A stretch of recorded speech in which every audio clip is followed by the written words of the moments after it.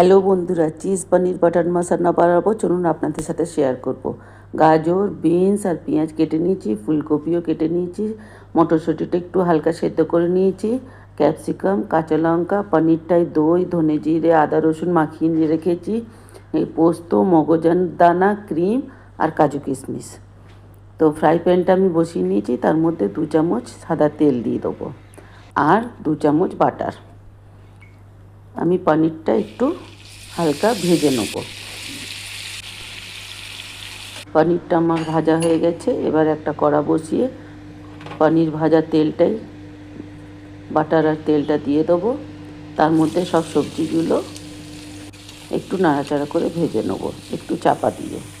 কয়েকটা কাঁচা লঙ্কা দিয়ে দিলাম, দিয়ে সামান্য একটু চাপা দিয়ে ভেজে নিয়ে ফুলকপি, ক্যাপসিকাম দিয়ে নেড়ে চেড়ে স্বাদ অনুযায়ী নুন আর পোস্ত আর মগজদানা বাটাটা দিয়ে জল দিয়ে নাড়াচাড়া করে কাজু কিশমিশ দিয়ে দেবো, মটরশুঁটি দিয়ে দেবো আর একটু সামান্য দুধ দিয়ে যখন ফুটে উঠবে তখন সামান্য একটু মিষ্টি মানে চিনি আর পনির দিয়ে নাড়াচাড়া করে একটু কর্নফ্লাওয়ার গুলে দিয়ে দেবো, একটু ফুটিয়ে নেব।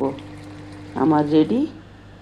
তার উপরে একটু চিজ গ্রেট করে দেবো, সামান্য একটু ক্রিম দেবো আর একটু বাটারও গ্রেট করে দেবো। তো বন্ধুরা, যদি ভালো লাগে লাইক করবেন, কমেন্ট করবেন। বাই বন্ধুরা, ভালো থাকবেন।